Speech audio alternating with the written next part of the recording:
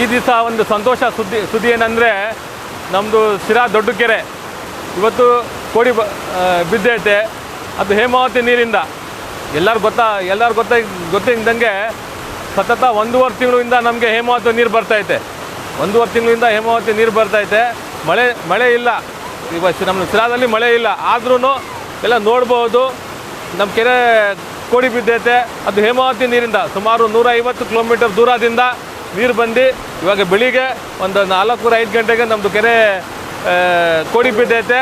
ಇವತ್ತಿಂದಲ್ಲ, ಹೇಮಾವತಿ ನೀರು ಬರ್ತಾ ಇದ್ದು ಸುಮಾರು 20-25 ವರ್ಷದಿಂದ. ಯಾವಾಗ ನಮ್ಮ ನಾಯಕರಾದಂಥ Shri doctor T B Jayachandra ಸಾಹೇಬ್ರು ಯಾವಾಗ ಇಲ್ಲಿ ಶಿರಾ ತಾಲೂಕಿಗೆ ಕಾಲು ಇಟ್ಟಿದ್ರು, ಅವಾಗಲಿಂದ ಹೇಮಾವತಿ ನೀರು ಸತತವಾಗಿ ಬರ್ತೈತೆ. ಇವಾಗ ನಮ್ಮ ಶಿರಾ ಕೆರೆ ಕೋಡಿ ಬಿದ್ದೈತೆ, ಮದ್ದೂರು ಕೆರೆ ಇವಾಗ ಕೋಡಿ ಬೀಳುತ್ತೆ.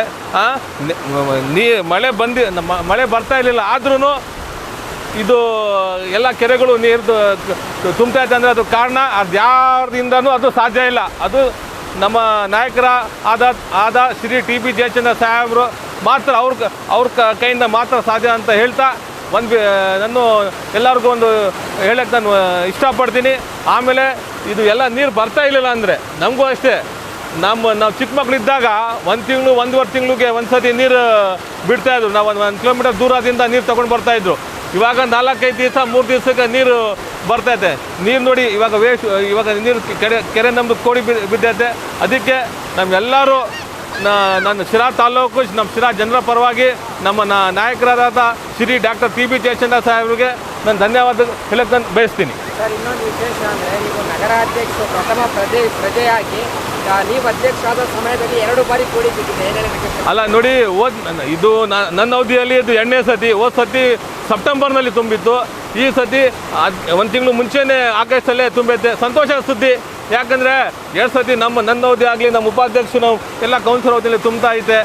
ಸಂತೋಷ ಸುದ್ದಿ. ಇದಕ್ಕೆ ಕಾರಣ ನಾನು ಜಯಚಂದ್ರ ಸಾಹೇಬ್ರ ಅಂತ ಹೇಳಕ್ಕೆ ನಾನು ಇಷ್ಟಪಡ್ತೀನಿ. ಓಕೆ. ಆಮೇಲೆ ಇನ್ನೊಂದು ನಾನು ಮನವಿ ಮಾಡ್ತೀನಿ ಎಲ್ಲ ನಮ್ಮ ಶಿರಾ ನಗರ ಜನರಿಗೆ, ಅಕ್ಕ ತಂಗಿದ್ರು ಎಲ್ಲರಿಗೂ ನೀರು ನೋಡಿ ಸೂಕ್ಷ್ಮವಾಗಿ ಬೆಳೆಸಿ. ದಯವಿಟ್ಟು ಕೈ ಮುಗಿದು ಕೇಳ್ಕೊಳ್ತೀನಿ, ನೀರು ವೇಸ್ಟ್ ಮಾಡಬೇಡಿ, ಸೂಕ್ಷ್ಮವಾಗಿ ಬೆಳೆಸಿ ಅಂತ ಹೇಳಕ್ಕೆ ಇಷ್ಟಪಡ್ತೀನಿ. ಮಕ್ಕಳು ಯಾರು ಬಿಡಬೇಡಿ. ಆಮೇಲೆ ಇನ್ನೊಂದು, ಇವಾಗ ಕೆರೆ ತುಂಬೈತೆ ಅಂತ ಎಲ್ಲ ಜನ ಬಂದು ನೋಡ್ತಾ ಇರ್ತಾರೆ. ನಾನು ಮನವಿ ಮಾಡ್ತೀನಿ ಎಲ್ಲ ಮಕ್ಳಿಗೆ, ವಿಶೇಷವಾಗಿ ಮಕ್ಳಿಗೆ ಮನವಿ ಮಾಡ್ತೀನಿ, ಬಂದು ಇಲ್ಲಿ ಈಜಾಡೋದು ಅದೆಲ್ಲ ಮಾಡಬೇಡಿ. ಸುಮ್ಮನೆ ತೊಂದರೆ ಆಗೋದು, ಪ್ರಾಣಕ್ಕೆ ಅಪಾಯ ಆಗೋದು, ತೊಂದರೆ ಆಗೋದು ಬೇಡ ಅಂತ ನಾನು ಎಲ್ಲರಿಗೂ ಮನವಿ ಮಾಡ್ತೀನಿ. ನೋಡ್ಕೊಂಡು ಹೋಗಿ, ನೀರಿನಲ್ಲಿ ಯಾರೂ ಇಡಕ್ಕೆ ಹೋಗಬೇಡಿ ಅಂತ ನಾನು ಮನವಿ ಮಾಡ್ತೀನಿ.